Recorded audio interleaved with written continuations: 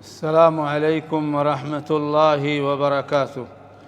إن الحمد لله نحمده ونستعينه ونستغفره ونؤمن به ونتوكل عليه ونعوذ بالله من شرور أنفسنا ومن سيئات أعمالنا. من يهده الله فلا مضل له ومن يضلله فلا هادي له، وأشهد أن لا إله إلا الله وحده لا شريك له، وأشهد أن محمدًا عبده ورسوله. أما بعد، فأعوذ بالله من الشيطان الرجيم. بسم الله الرحمن الرحيم. الحمد لله رب العالمين الرحمن الرحيم مالك يوم الدين. إياك نعبد وإياك نستعين. اهدنا الصراط المستقيم، صراط الذين أنعمت عليهم غير المغضوب عليهم ولا الضالين.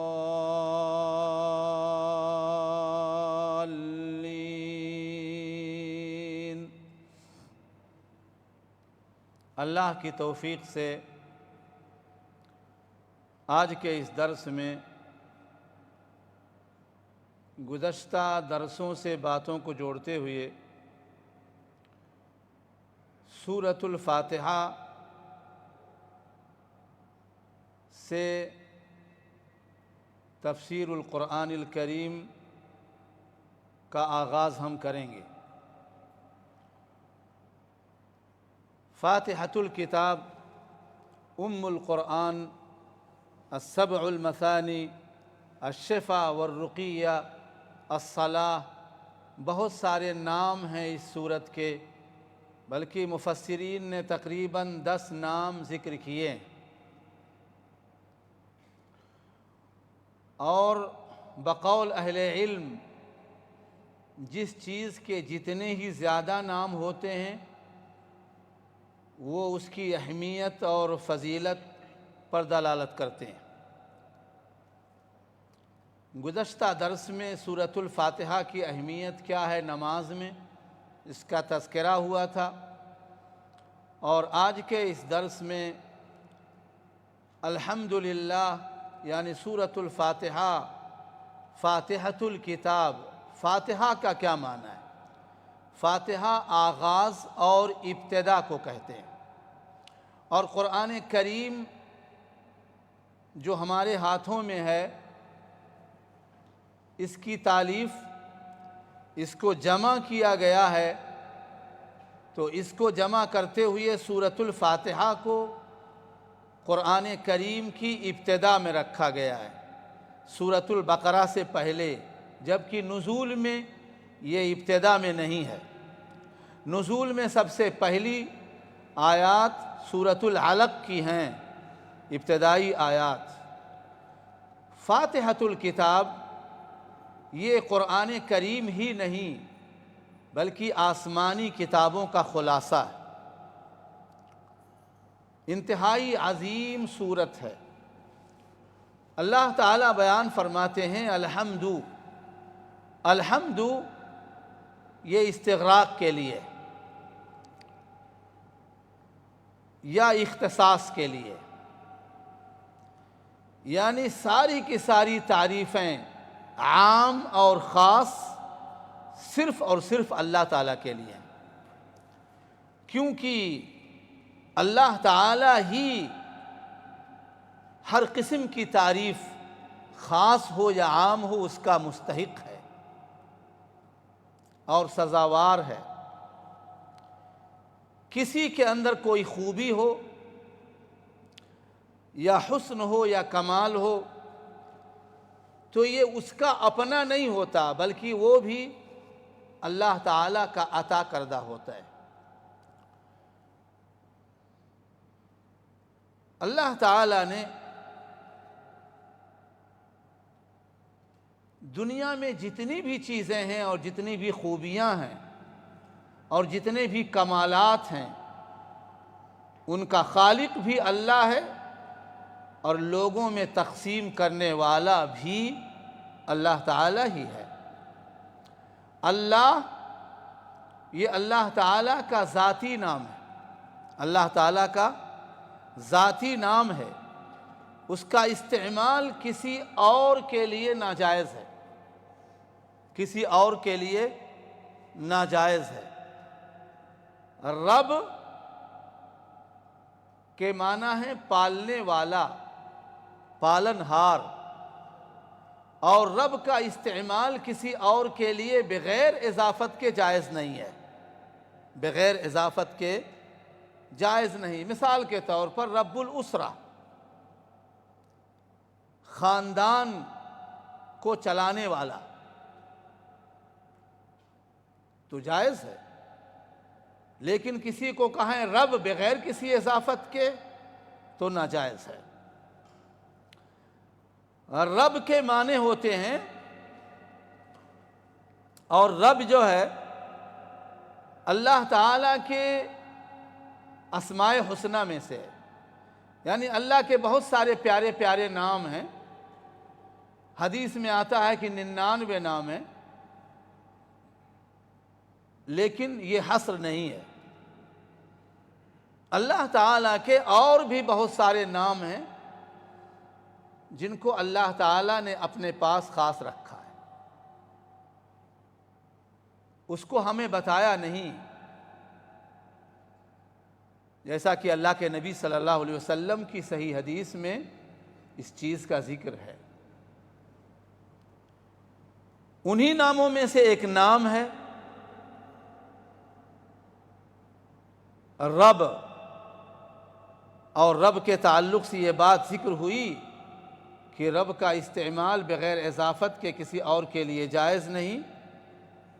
رب کہتے ہیں ہر اس چیز کو پیدا کر کے اس کی ضروریات مہیا کرنے اور اس کو کمال تک پہنچانے والے کو۔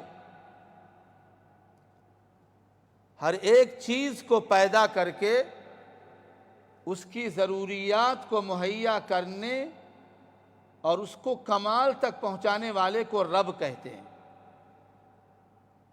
اور یہی وہ رب ہے جس نے کہا وَمَا مِن دَابَّةٍ إِلَّا عَلَى اللَّهِ رِزْقُهَا۔ دنیا میں جتنی بھی مخلوقات ہیں ان ساری مخلوقات کا روزی رساں اللہ تعالیٰ ہے، اور اللہ نے اپنے ذمے لیا ہے، اللہ نے اپنے ذمے لیا ہے۔ یہی وجہ ہے جن کو بھی روزی ملتی ہے اللہ کی طرف سے ملتی ہے، اللہ تعالیٰ کی طرف سے ملتی ہے۔ عالمین، عالم کی جمع ہے، بہت سارے عوالم دنیا میں پائے جاتے ہیں، ان سارے عالمین جن سے کہ جنس مراد ہے، ان سارے عالمین کا پالنہار، ان کا رکھوالا، ان کو روزی دینے والا، ان کو زندہ رکھنے والا وہ کون ہے؟ وہ اللہ، وہ اللہ۔ اللہ کے علاوہ کوئی نہیں، اللہ کے علاوہ کوئی نہیں۔ اسی لیے کہا جاتا ہے عالم الانس، عالم الجن، عالم الطیور، عالم الحیوانات، عالم النباتات، عالم الجمادات، یہ سارے عوالم ہیں جن کو ایک ساتھ جمع کر دیا تو کہا عالمین۔ سارے عوالم کو ان کی مختلف ضروریات ہیں، یکساں ضروریات نہیں ہیں، ان ساری عوالم کے مختلف ضروریات کو پورا کرنے والا اللہ۔ وہ کون ہے؟ اللہ۔ الحمدللہ رب العالمین، ساری کی ساری تعریفیں خواہ عام ہوں یا خاص ہوں اللہ رب العالمین کے لیے ہیں، اللہ رب العالمین کے لیے۔ الرحمن الرحیم،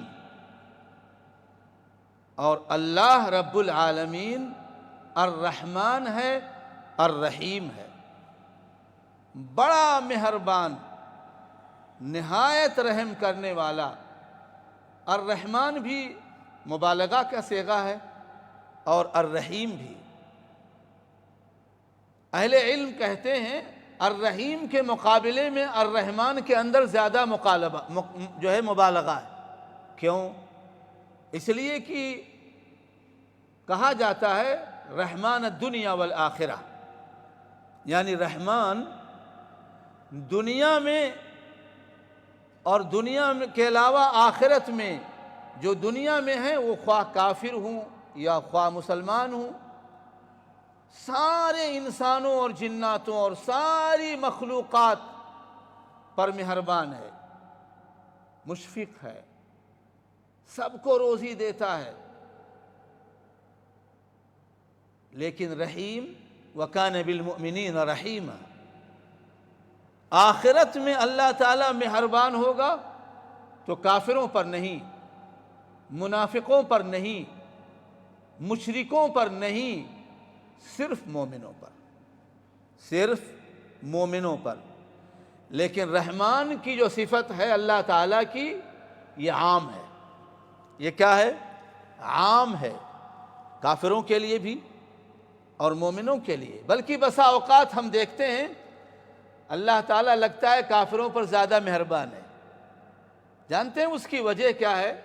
اس کی وجہ یہ ہے کہ دنیا میں ان کے لیے ہے لیکن آخرت میں ان کے لیے کوئی حصہ نہیں۔ تو اللہ تعالیٰ ان اللہ لیس بظلام للعبید، تو جو ان کا حق ہے اللہ تعالیٰ انہیں دنیا ہی میں دے دیتا ہے، لیکن مومنوں کے لیے آخرت میں بھی حصہ ہے، کامیابی ہے۔ اس لیے اللہ تعالیٰ آخرت میں صرف اور صرف مومنوں پر مہربان ہوگا۔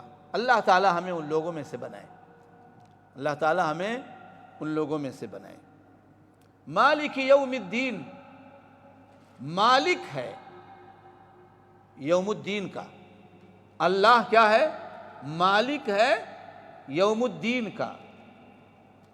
یوم الدین اے یوم الجزاء والحساب، حساب کتاب کے دن کا مالک، حساب کتاب کے دن کا مالک۔ دنیا میں آپ دیکھو گے کچھ ایسے لوگ بھی ملیں گے جو بہت ساری چیزوں کے مالک ہیں۔ کوئی دکھے گا کہ یہ دنیا کا بہت بڑا بادشاہ ہے، یا فلاں بادشاہ دنیا کا بہت دولت مند ہے اور اس کی حکومت انتہائی عظیم ہے۔ یہ ساری چیزیں جز وقتی ہیں، اور ان کی جو حکومتیں ہیں اللہ کی عطا کردہ ہیں۔ ان کی طرف بھی ملک ہونے کے تعلق سے بیان ہوتا ہے، صاحب فلان ملک، فلاں ملک ہے، بادشاہ ہے، لیکن یہ وقتی طور پر۔ حقیقی معنوں میں بادشاہ، جو دنیا کے بادشاہوں کو بادشاہ بنانے والا ہے، وہ اللہ ہے۔ اور وہ کب ہوگا؟ آخرت میں۔ لمن الملک، اللہ انتہائی غضبناک ہوگا قیامت کے دن، اور دنیا میں جتنے بھی بادشاہ رہے ہوں گے انہیں آواز دے گا، این ملوک الارض، این الجبارون، این المتکبرون۔ تو آواز صدا بصحرا ثابت ہوگی، کوئی آواز پر جواب دینے والا نہیں ہوگا۔ حتیٰ کہ انبیاء و رسول میں سے بھی جو بادشاہ رہے ہوں گے، جیسے سلیمان علیہ السلام، اللہ سے دعا کرتے ہیں اللہ مجھے ایسی بادشاہت عطا فرما اور ایسی حکومت عطا فرما کہ دنیا میں نہ مجھ سے پہلے کسی کو حکومت ایسی حاصل ہوئی ہو، نہ میرے بعد۔ اللہ نے عطا کیا، اللہ نے انہیں عطا کیا، لیکن ان کے پاس بھی جرأت نہ ہوگی نہ ان کے والد کے پاس جرأت ہوگی داؤد علیہ السلام کے پاس، نہ ذوالقرنین کے پاس جرأت ہوگی، نہ کسی اور بادشاہ کے پاس جو مومن رہے ہوں گے دنیا میں کہ اللہ کے سوال کا جواب دے سکیں۔ تو اللہ تعالیٰ خود سوال کرے گا، خود بعد میں جواب دے گا، کہے گا انا الملک انا الجبار انا المتکبر، میں حقیقی معنوں میں بادشاہ ہوں، میں جبار ہوں، جبروت میرے لائق ہے، کبر اور نخوت میرے لیے سزاوار ہے۔ مالک یوم الدین، جزا اور سزا کے دن کا مالک، جس دن اعمال تولے جائیں گے، میزان رکھا جائے گا، اعمال تولے جائیں گے۔ فمن يعمل مثقال ذرة خيرا يره ومن يعمل مثقال ذرة شرا يره، تو جس نے ذرہ برابر نیکی کی ہوگی وہ اپنی نیکیوں کو دیکھ لے گا، اور جس نے ذرہ برابر بدی کی ہوگی وہ اسے دیکھ لے گا۔ فمن ثقلت موازینہ فہو فی عیشۃ راضیہ ومن خفت موازینہ فامہ ہاویہ وما ادراک ما ہی نار حامیہ، تو جس کے اعمال کا پلڑا، نیک اعمال کا پلڑا بھاری ہو جائے گا تو اس کا ٹھکانہ جنت ہوگا، اور جس کے نامہ اعمال کا پلڑا ہلکا ہو جائے گا اس کا ٹھکانہ جہنم ہوگا۔ اللہ تعالی ہمیں جہنم سے بچائے۔ نبی اکرم صلی اللہ علیہ وسلم کی حدیث ہے جس نے 3 بار کہا اللہم انی اسألک الجنہ، اللہم انی اسألک الجنہ، اللہم انی اسألک الجنہ، تو جنت کہتی ہے اے اللہ تعالی اپنے اس بندے کو جنت کے باغ و بہار میں داخل فرما دے،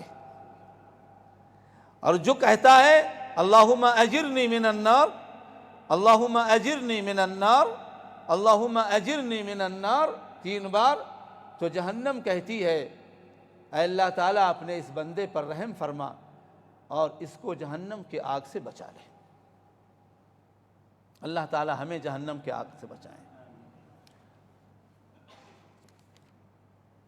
ایاک نعبد و ایاک نستعین، عظیم جملہ ہے۔ اس آیت کا جو سیدھا سا جملہ ہے جانتے ہیں وہ کیا ہے؟ ایاک نعبد و ایاک نستعین۔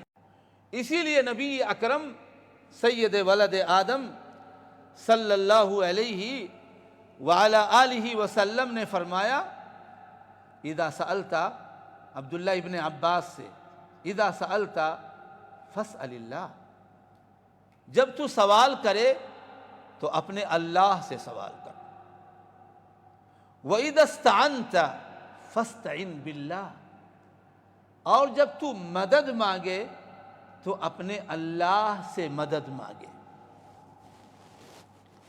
ایک مسئلہ میں آپ کو آج سمجھاؤں گا۔ اہل علم کے یہاں ایک جملہ ہے ما فوق الاسباب اور ما تحت الاسباب۔ ما فوق الاسباب کیا ہے اور ما تحت الاسباب کیا ہے، پہلے اس کو دیکھ لیں۔ ما تحت الاسباب، ما فوق الاسباب، کسی کو بھی دنیا میں مدد کے لیے پکارنا اسی وقت جائز ہے جب کہ وہ زندہ ہو، پہلی شرط، جب کہ وہ زندہ ہو۔ دوسری شرط، جب کہ وہ حاضر ہو۔ تیسری شرط، زندہ ہو، حاضر ہو، اور پھر تیسری شرط کیا ہے؟ قادر ہو۔ زندہ ہو، حاضر ہو، قادر ہو۔ اب اگر زندہ ہے، حاضر ہے، قادر ہے، تو یہ ما تحت الاسباب ہے. یعنی ہمیں کسی چیز کی ضرورت ہوئی، ہم مانگنا چاہتے ہیں، یعنی اولاد مانگنا چاہتے ہیں، اولاد مانگنا چاہتے ہیں، تو اولاد کس سے مانگیں؟ اس سے جو زندہ ہو. زندہ کون ہے؟ الحی القیوم کون ہے؟ اللہ. حی، ایسا حی جو ہمیشہ سے زندہ ہے اور ہمیشہ زندہ رہے گا، جسے اونگ بھی آنے والی نہیں. نیند تو دور کی بات ہے، اونگ بھی آنے والی نہیں. وہی ہے جس کے بارے میں اللہ نے اپنے بارے میں کہا یَهَبُ لِمَن يَشَاءُ إِنَاثًا وَيَهَبُ لِمَن يَشَاءُ الذُّكُورَ أَوْ يُزَوِّجُهُمْ ذُكْرَانًا وَإِنَاثًا وَيَجْعَلُ مَن يَشَاءُ عَقِيمًا. یہ کون ہے؟ اللہ. اللہ حی قیوم. اب اگر ما تحت الاسباب دیکھتے ہیں، ایک بندہ ہے زندہ ہے، مثال کے طور پر ہمارا یہ بھائی، دنیا کا سب سے بڑا ولی اللہ تعالیٰ بنائے، اللہ ہی بناتے ہیں. کوئی انسان خود بخود ولی نہیں بن سکتا بغیر اللہ کی مدد کے. اب یہ بندہ ہے، ہم اس کو اپنا ولی مانتے ہیں، بزرگ مانتے ہیں، زندہ بھی ہے، لیکن ہم اس سے اگر مانگیں کہ مجھے اولاد دو، تو وہ اولاد دینے پر قادر نہیں، اولاد دینے پر قادر نہیں ہے. اولاد دینے پر قادر کون ہے؟ اللہ ہے. لہذا اولاد ما تحت الاسباب بھی کسی انسان سے مانگنا ناجائز ہے. جبکہ بندے سے کہیں بھائی ایک گلاس پانی لے آؤ، اللہ نے قوت دی ہے، ہاتھ پیر چل رہے ہیں، زندگی ہے، سب کچھ ہے، وہ بندہ جائے گا وہاں سے ایک گلاس پانی لے آئے گا، رکھ دے گا. یہ ما تحت الاسباب ہے. یہ کیا ہے؟ ما تحت الاسباب ہے. یہ مانگنا جائز ہے. کوئی چیز گر گئی، یہ پانی ہمارے پاس تھا، میں اسے پینا چاہتا تھا اور یہ نیچے گر گیا، بندے نے کہا اٹھا دو، تو میں نے کہا اٹھا دو، اس نے اٹھا دیا. یہ ما تحت الاسباب ہے، یہ ما تحت الاسباب ہے. اب لوگ گورکھ دھندا بناتے ہیں لوگوں کو کہ گلوں میں غلامی کا طوق ڈال کر کے پوری زندگی ان کو غلام بنائے رکھنے کے لیے اور نظر و نیاز کے ناجائز اموال کھانے کے لیے. کہتے ہیں وہابیوں کی یہ بڑ ہے، کیا ہم ڈاکٹر کے پاس نہیں جاتے؟ ڈاکٹر کے پاس جانا بیمار ہونے کے بعد ما تحت الاسباب ہے، ما فوق الاسباب نہیں ہے. ڈاکٹر کو اللہ نے ڈاکٹر بنایا ہے تاکہ وہ لوگوں کا علاج کرے. آپ جائیں اس کے پاس علاج کے لیے، کوئی نہیں روکتا، نہ وہابی روکتا ہے نہ غیر وہابی روکتا ہے. لیکن وہابی روکتا ہے تو کب؟ جب ڈاکٹر سے کہیں میری بیوی کو بچے نہیں پیدا ہو رہے ہیں، مجھے اولاد دے دو، تو ڈاکٹر کے پاس قدرت نہیں ہے. دینے والا کون ہے؟ اللہ. دینے والا اللہ ہے. تو اللہ سے مانگو تو اس کے پاس سارے شرائط موجود ہیں. اللہ حی ہے ہمیشہ سے اور ہمیشہ رہے گا حی، وہ کبھی بھی مرنے والا نہیں. کل نفس ذائقۃ الموت کل من علیہا فان وَيَبْقَى وَجْهُ رَبِّكَ ذُو الْجَلَالِ وَالْإِكْرَامِ. دنیا میں ہر چیز کو فنا ہے، باقی رہنے والی ذات اللہ کی ذات ہے، اللہ کی ذات ہے. دوسرا، اللہ حاضر ہے، حاضر ہے. اللہ حاضر ہے، اللہ ناظر ہے. دوسرا شرط مکمل ہوا. تیسرا شرط، اللہ قادر ہے، جو مانگو دینے پر قدرت رکھتا ہے، جو مانگو دینے پر قدرت رکھتا ہے. تو اللہ تعالی سے ما فوق الاسباب اور بندوں سے ما تحت الاسباب.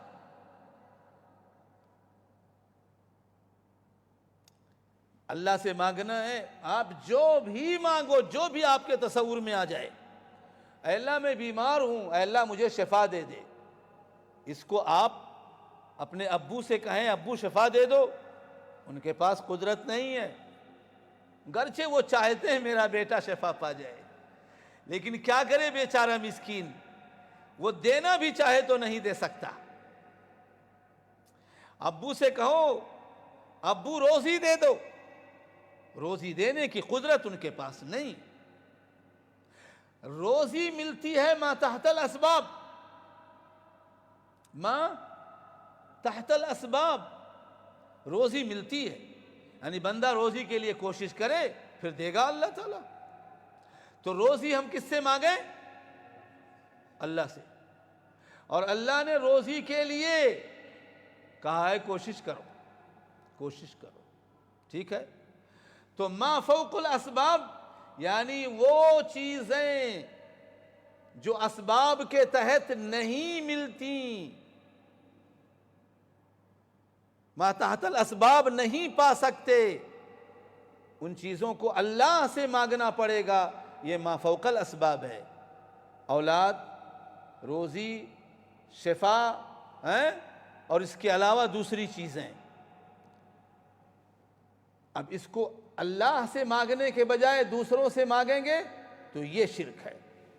تو یہ کیا ہے؟ شرک ہے. اور شرک شراکت سے ہے. شرک کیا ہے؟ شراکت سے. آپ دیکھتے ہیں نا جگہ جگہ شرکت و فلان. تو شرکت و فلان میں جو شرکہ لکھا جاتا ہے جانتے ہیں کیا مطلب؟ یہ نہیں لکھتے کہ دکان فلان، شرکت و فلان. تو اس میں بہت سارے مالدار لوگ جمع ہوتے ہیں، سب مل کر کے ایک کمپنی بناتے ہیں. تو شرک شراکت سے ہے. اللہ کی عبادتوں میں کسی کو شریک ٹھہرانا شرک ہے. کیونکہ عبادات کی جتنی بھی قسمیں وہ کیا ہیں؟ صرف اور صرف اللہ کے لیے. اسی کے تعلق سے بندے نے کہا ایاک نعبد، اے اللہ تعالیٰ ہم صرف اور صرف تیری عبادت کرتے ہیں. لیکن واقعہ کیا ہے؟ بندہ مسجد میں کہتا ہے، چوکھٹ سے نکلتا ہے اور جا کر کے غیر اللہ کے سامنے سجدہ ریز ہو جاتا ہے. یہ ظالم ہے. مسجد میں تو اس نے یہ کہا ایاک نعبد و ایاک نستعین. مسجد سے نکلنے کے بعد اس ظالم نے غیر اللہ کو پکارنا شروع کر دیا، جو کہ شرک ہے، شرک اکبر ہے. اور شرک اکبر کے لیے معافی نہیں، شرک اکبر کرنے والے کے لیے معافی نہیں. ان اللہ لا یغفر ان یشرک بہ ویغفر ما دون ذلک لمن یشاء. اللہ مشرک کو کبھی نہیں بخشیں گے، چاہے سارے مولوی مل کر کے اس کو بخشوانا چاہیں، چاہے سارے انبیاء مل کر کے بخشوانا چاہیں، چاہے سارے فرشتے مل کر کے بخشوانا چاہیں. ان اللہ لا یغفر ان یشرک بہ. قرآن میں آ گیا. قرآن میں آنا انمٹ ہے قیامت تک کے لیے. لا تبدیل لکلمات اللہ. اللہ کے فیصلے میں کوئی تبدیلی واقع ہونے والی نہیں. انہ من یشرک باللہ فقد حرم اللہ علیہ الجنہ ومأواہ النار وما للظالمین من انصار. جس نے اللہ کے ساتھ کسی اور کو شریک ٹھہرایا، اللہ نے اس کے اوپر جنت کو حرام کر دیا ہے، اس کا ٹھکانہ جہنم بنا دیا ہے. اور جہنم بہت برا ٹھکانہ ہے، بہت برا ٹھکانہ ہے. تو لوگوں نے مغالطہ دے کر کے اپنے پلو کے ساتھ ان کو باندھ رکھا ہے. یأکلون اموال الناس بالباطل. یہاں تک بے حیائی کے ساتھ کہتے ہیں اس امت کے اندر شرک نہیں آ سکتا. سوال کرنے والا سوال کرتا ہے، اچھا تو بتاؤ اس مزار پر یہ سجدہ کرنے والوں کی جو لائن لگی ہے یہ کس کا سجدہ کر رہے ہیں؟ یہ کیا ہے؟ یہ کیوں سجدہ کر رہے ہیں یہاں؟ بلکہ پہلے تو صرف مردوں کے سجدے ہوتے تھے، مزعومہ ولیوں کے. اب تو زندوں کے بھی سجدے ہونے لگے. آپ میں سے بہت سارے لوگوں نے دیکھا ہوگا، شیطان ہاتھ میں ہے کہ ان سب کے. شیطان کو کھولو دیکھو کہ ایک بندہ کرسی پر بیٹھا ہوا ہے، لوگ اس کے سامنے سجدے میں گرے ہوئے ہیں۔ جانتے ہیں اس کی وجہ کیا ہوئی؟ وجہ ہوئی کہ اللہ تعالیٰ کہتے ہیں لا یستوی الاحیاء ولا الاموات، زندہ اور مردہ برابر نہیں ہیں۔ زندے بہرحال مردوں سے اچھے ہیں، کیونکہ مردے تو مردے ہیں۔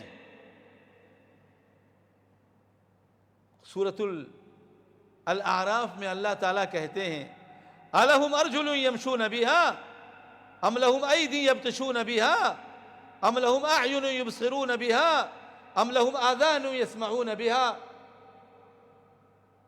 ایک انسان ہے، اس کو چارپائی پر لٹھا دیا گیا، اس کے اوپر چادر ڈال دی گئی، بندہ مر چکا ہے لوگوں کی نگاہ میں، حقیقی معنوں میں وہ مر چکا ہے، اسی لیے اس کو اب نہلانے کی تیاری ہو رہی ہے، چارپائی پر لٹائے ہوئے ہیں۔ اللہ تعالیٰ سوال کرتے ہیں، اللہ درس دے رہے ہیں، ہمیں سمجھ میں آ جائے تو عقیدہ سدھر جائے، سمجھ میں نہ آئے تو یاد رکھیں مشرک کا ٹھکانہ جہنم ہے۔ اللہ کہتے ہیں دیکھو تو صحیح لوگو، یہاں ہو یہاں ہو، ایک سوال ہے، یہ بندہ لیٹا ہوا ہے نا، دیکھو تو صحیح اس کے پیر کام کر رہے ہیں، دیکھو تو صحیح اس کے پیر کام کر رہے ہیں، اس کے پیر ہیں کہ نہیں؟ پہلا سوال۔ تو لوگوں نے دیکھا ہاں اللہ تعالیٰ پیر تو ہیں، تو اللہ تعالیٰ نے کہا اس سے کہو چل کر کے دکھا دے۔ مردہ چل سکتا ہے؟ کسی مردے کو چلتے ہوئے دیکھا؟ اللہ نے کہا چل کر کے دکھائے اس کو، کہو الہم ارجل یمشون بہا۔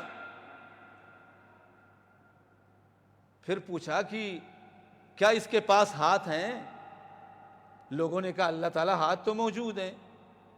اللہ نے کہا اچھا تو پھر ٹھیک ہے، سنو اس سے کہو پکڑ کر کے دکھائے، کوئی چیز دو اس کو، کہو پکڑ کر کے دکھائے، جیسے جب زندہ تھا پکڑ کر کے پکڑ لیتا تھا، لیتا تھا اور دیتا تھا۔ کہا اس کو دیکھو اس کے پاس آنکھیں ہیں؟ کہا اللہ تعالیٰ آنکھیں تو روشن دکھائی دے رہی ہیں، آنکھیں تو ہیں۔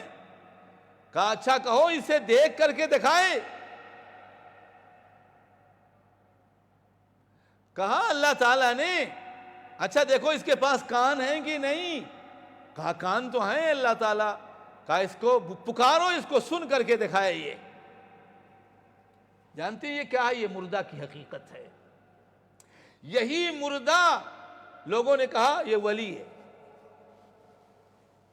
لوگوں نے کہا یہ ولی ہے۔ ابھی 3 دن پہلے کی بات ہے، میں ایک بندے کے پاس گیا ملنے کے لیے، بہت پرانا ساتھی تھا بحرین میں، تو بیچارہ وہ بہار کا ہے۔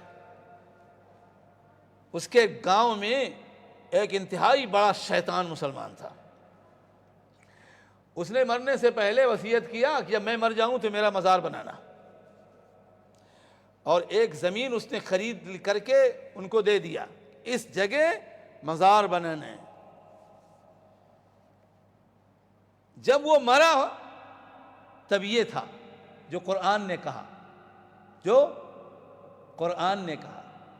پھر جب لوگوں نے اس کا مزار بنانے کے لیے اس کو دفن کیا اور مزار بنایا، تو مرنے کے بعد چاہے اوپر رہا ہو چاہے زمین کے نیچے کیا ہے؟ مردہ ہے۔ کیا ہے؟ مردہ ہے۔ لیکن یہ مشرک دنیا میں بھی شرک کرتا رہا، مرنے کے بعد بھی شرک کی دعوت دے گیا، اور لوگوں نے کہا میرے مرنے کے بعد مجھے پکارنا، میرے پاس خدائی ہوگی، ہم تمہیں دیں گے۔ اس کا ٹھکانہ ہمیشہ کے لیے جہنم ہے۔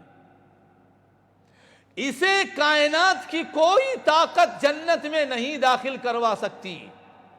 مشرک کے لیے بھی توبہ ہے، لیکن زندگی میں اگر توبہ کر لیا اللہ تعالیٰ معاف کرنے کے لیے تیار ہے، لیکن اگر شرک کے ساتھ مر گیا چاہے کتنا ہی بڑا عالم رہا ہو لوگوں کی نگاہ میں، وہ جہنم سے نہیں بچ سکتا۔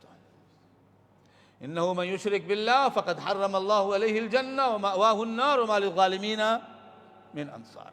تو لوگوں نے ایسے ہی دھوکہ دیا ہوا ہے کہ کیا ہم ڈاکٹر کے پاس نہیں جاتے، ڈاکٹر سے مدد نہیں حاصل کرتے، بیوی سے مدد نہیں حاصل کرتے، فلاں سے مدد نہیں حاصل کرتے؟ تو اللہ تو قرآن میں کہتا وَتَعَاوَنُوا عَلَى الْبِرِّ وَالتَّقْوَىٰ، ایک دوسرے کی مدد کرو۔ تو ایک دوسرے کی مدد کرنا زندگی کے اندر اس صورت میں یا ان صورتوں میں جس میں ہم ایک دوسرے کی مدد کر سکتے ہیں جائز ہے، شرک نہیں ہے۔ لیکن جن صورتوں میں ہم مدد نہیں کر سکتے وہ ما فوق الاسباب ہیں، ان میں ان کو پکارنا شرک اکبر ہے، ان میں ان کو پکارنا شرک اکبر ہے۔ ایک بندہ مر گیا، جیسے عبد القادر جیلانی کو آپ لے لو، مر گئے، وہ دفن کر دیے گئے۔ جب تک دنیا میں تھے وہ غوث اعظم ان کو لوگ کہتے ہیں، جبکہ دنیا میں نہ کوئی غوث ہے نہ غوث اعظم ہے، غوث اور غوث اعظم صرف اللہ تعالیٰ ہے۔ تو مرنے سے پہلے وہ صرف عربی جانتے تھے، عربی زبان کی ساری کتابیں عربی میں۔ مرنے کے بعد وہ انگلش بھی جانتے ہیں، جاپانی بھی جانتے ہیں، تیلگو بھی جانتے ہیں، پشتو بھی جانتے ہیں، چائنا والی بھی زبان جانتے ہیں۔ یعنی سبحان اللہ، گمراہی کی انتہا ہے۔ بندہ دنیا میں تھا تو صرف ایک زبان جانتا تھا، مرنے کے بعد وہ خالق زبان ہو گیا۔ خالق زبان کون ہے؟ اللہ۔ اللہ کم سے کم انسان غور تو کرے، جس کو پکار رہا ہے اس کی حقیقت کیا ہے؟ اب اس کی 11ویں دیتے ہیں اور اس کو دنیا کا بادشاہ مانتے ہیں۔ ارے وہ تو روحوں کو ممکن نکیر سے چھین چھان کر کے، ملک الموت سے چھین چھان کر کے لوگوں کو جہنم سے جنت میں لے جاتے ہیں۔ یاد رکھیں، مرنے سے پہلے اگر بندہ اللہ کی نگاہ میں جنتی ہے تو جنتی ہے، مرنے کے بعد اور اگر جہنمی ہے تو جہنمی ہے۔ نہ کائنات کا کوئی انسان کسی کو جہنم میں داخل کروا سکتا ہے، نہ کائنات کا کوئی انسان کسی کو جنت میں داخل کروا سکتا ہے۔ یہ اللہ کی اتھارٹی ہے، اللہ کے علاوہ کسی کی اتھارٹی نہیں۔ اس کے بعد کیا ہے؟ اہدنا الصراط المستقیم، اے اللہ ہمیں سیدھی اور سچی راہ دکھا۔ ہم کہتے ہیں نا سیدھی راہ دکھا، کچھ لوگ ہیں وہ کہتے ہیں کہ جو لوگ یہ ترجمہ کرتے ہیں اصل میں ابھی تک وہ سیدھی راہ پائے نہیں، اس لیے وہ کہتے ہیں، اور ہم سیدھی راہ پا چکے ہیں۔ اب ان کی سیدھی راہ کیا ہے؟ ان کی سیدھی راہ قبروں کی طرف جاتی ہے، مزاروں کی طرف جاتی ہے، غیر اللہ کے پکاروں کی طرف جاتی ہے، غیر اللہ کی چاکری کی طرف جاتی ہے، غیر اللہ کو اللہ بنانے کی طرف جاتی ہے، غیر اللہ سے مانگنے کی طرف جاتی ہے، شرک اکبر کی طرف جاتی ہے۔ لیکن یہاں آپ دیکھیں، اہدنا الصراط المستقیم، اے اللہ ہمیں سیدھی اور سچی راہ دکھا۔ وہ سیدھی اور سچی راہ کیا ہے؟ اللہ نے یہی ذکر کیا ہے، الذی انعمت علیہم، الذین انعمت علیہم، اے اللہ ان لوگوں کی راہ جن پر تو نے انعام و اکرام کیا ہے۔ اللہ نے کن پر انعام و اکرام کیا ہے؟ وَمَن يُطِعِ اللَّهَ وَالرَّسُولَ فَأُولَئِكَ مَعَ الَّذِينَ أَنْعَمَ اللَّهُ عَلَيْهِمْ مِنَ النَّبِيِّينَ وَالصِّدِّيقِينَ وَالشُّهَدَاءِ وَالصَّالِحِينَ وَحَسُنَ أُولَئِكَ رَفِيقًا۔ قرآن ہدایت کا سرچشمہ ہے۔ کس کا راستہ دکھا؟ نبیوں کا راستہ، صدیقین کا راستہ، شہداء کا راستہ، صالحین کا راستہ۔ اب یہ کہتے ہیں ہمیں یہ ترجمہ کرنے کی ضرورت نہیں ہے، ہم تو پہلے سے سیدھے راستے پر ہیں۔ اب ان کا سیدھا راستہ کیا ہے؟ غیر اللہ کے لیے نیاز لے کر کے آؤ، غیر اللہ کے لیے بھیڑ ذبح کرو، بکری ذبح کرو، گائے ذبح کرو۔ اللہ کہتے ہیں لعن اللہ، اللہ کے نبی کہتے ہیں لعن اللہ من ذبح لغیر اللہ، اللہ کی لعنت ہو اس کے اوپر جو غیر اللہ کے لیے ذبیحہ پیش کرے۔ اللہ سچے، اللہ کے نبی سچے، کون سچا؟ یا یہ سچے؟ اللہ اور اللہ کے نبی۔ میرے بھائیو، عقیدہ اگر کسی کے پاس نہیں، نہ نماز سے کوئی فائدہ، نہ روزے سے کوئی فائدہ، نہ حج سے کوئی فائدہ، نہ زکوٰۃ سے کوئی فائدہ، پوری رات و مسجدوں میں اللہ کی عبادت کرتا رہے، کوئی فائدہ نہیں اگر عقیدہ درست نہیں ہے تو۔ اور عقیدے کی درستگی کا مطلب یہ ہے کہ بندہ صرف اور صرف اللہ کی عبادت کرے، اللہ کی عبادتوں میں سے کسی بھی عبادت میں کسی کو شریک نہ ٹھہرائے، اور عبادت کرے تو اللہ کی رضا کے لیے، اور کرے تو نبی کے اسوے کے مطابق جنت میں چلا گیا، جنت میں چلا گیا۔ یہ جنت کا راستہ ہے۔ اللہ کہتے ہیں وَأَنَّ هَذَا صِرَاطِي مُسْتَقِيمًا فَاتَّبِعُوهُ، یہی میرا سیدھا راستہ ہے، جو میں نے ابھی بتایا بہت سارے کام، یہی سیدھا راستہ ہے، راستے پر لگ جاؤ، جنت میں چلے جاؤ۔ فرمایا صراط الذین انعمت علیہم غیر المغضوب علیہم ولا الضالین، ان لوگوں کا راستہ نہیں جن پر تیرا غضب نازل ہوا، اور نہ ان لوگوں کا راستہ جو گمراہ ٹھہرے تیری نگاہ میں۔ جن پر غضب نازل ہوا وہ کون ہے؟ یہود، اور جو گمراہ ٹھہرے اللہ کی نگاہ میں وہ کون ہے؟ نصارہ۔ تو دعا کرنے والا کہتا ہے، اور اس کو اہل علم کہتے ہیں تشہد میں بھی پڑھ سکتے ہو، بہت عظیم دعا ہے سلام سے پہلے۔ اللہم انی ظلمت نفسی ظلما کثیرا ولا یغفر الذنوب الا انت فاغفر لی مغفرۃ من عندک وارحمنی انک انت الغفور الرحیم۔ 4 چیزوں سے پناہ مانگنے کے بعد اللہ کے نبی صلی اللہ علیہ وسلم کہتے ہیں ثم لیتخیر من الادعیۃ ما شاء، تو سب سے پیاری دعا اپنے ماں باپ کے لیے دعا، اور اس کے بعد سب سے پیاری دعا اخلاص کے لیے دعا، اور اس کے بعد پیاری دعا اپنی مغفرت کے لیے دعا، جیسے یہ دعا ہے، اور اس کے بعد سب سے پیاری دعا اہدنا الصراط المستقیم صراط الذین انعمت علیہم غیر المغضوب علیہم ولا الضالین۔ السلام علیکم ورحمۃ اللہ، السلام علیکم ورحمۃ اللہ۔ تو یہود اور نصارہ کا راستہ نہیں، کس کا راستہ؟ جو انعام پا چکے ہیں یا پانے والے ہیں اللہ کی طرف سے، وہ کون ہیں؟ انبیاء، رسول، صدیقین، صلحاء، صالحین۔ اللہ تعالی ہمیں ان لوگوں میں سے بنائے۔ اللہ تعالی ہمارے دلوں میں اپنی محبت پیدا فرما دے، اپنی کتاب کی محبت پیدا فرما دے، اس کے پڑھنے، اس کے سمجھنے اور اس کے اصولوں پر چلنے کی توفیق عطا فرمائے۔ اللہ تعالی ہمیں جب تک اس دنیا میں رکھ ایمان اور اسلام، توحید اور سنت پر باقی رکھ۔ جب ہمارا خاتمہ ہو ایمان اور اسلام اور توحید اور سنت پر ہمارا خاتمہ ہو۔ وآخر دعوانا ان الحمدللہ رب العالمین۔ ایک چیز باقی رہ گئی، آمین بالجہر۔ آمین کیا ہے؟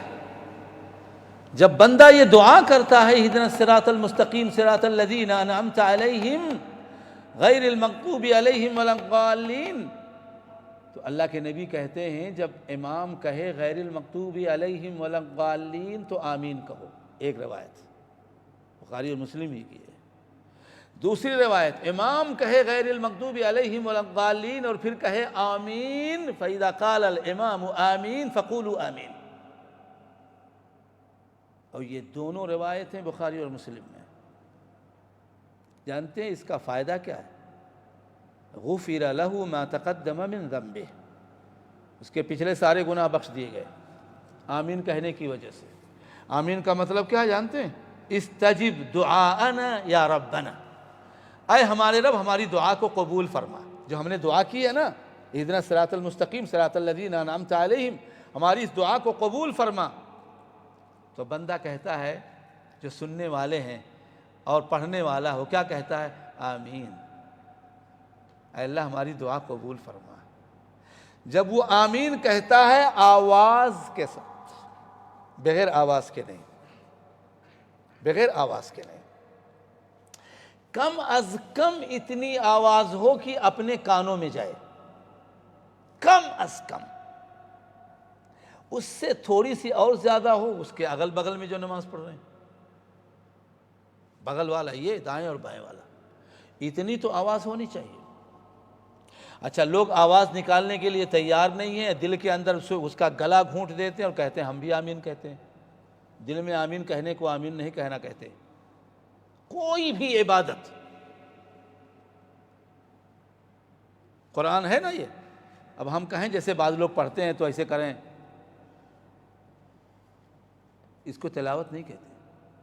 تلاوت یہ ہے کہ آپ کہیں فَبَعَثَ اللَّهُ غُرَابًا يَبْحَثُ فِي الْأَرْضِ، زبان کو اور آواز کو ایک دوسرے کے ساتھ ملائیں، چاہے دھیمے ہو، اپنا ہی خود سنیں، لیکن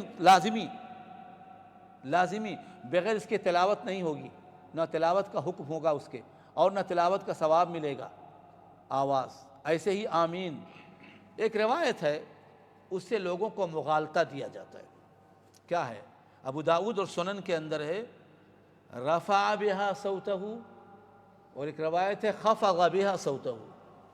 اللہ کے نبی نے آمین کہا تو آمین کے ذریعے سے اپنی آواز کو بلند کیا، تو اس سے تو ان کو کوئی غرض نہیں ہے۔ کہا خفض بها صوتہ، ہماری دلیل ہے، اللہ کے نبی نے آمین کے ساتھ اپنی آواز کو پست کیا۔ تو اچھا صوت کا کیا معنی ہے؟ یہ ہمارے اور دوسرے لوگوں کے درمیان سب سے بڑی دلیل ہے۔ صوت کا کیا معنی؟ صوت معنی آواز ہوتا ہے نا؟ اگر آپ اس سے بھی دلیل لیتے ہیں خفض بها صوتہ سے، تو صوت ثابت کریں آمین کہتے ہوئے۔ صوت کے معنی آواز، آواز آپ سے نکلی نہیں تو دل ہی میں ہے، جی کے اندر ہے، تو اس کو کیسے آپ آواز کا معنی پہنائیں گے؟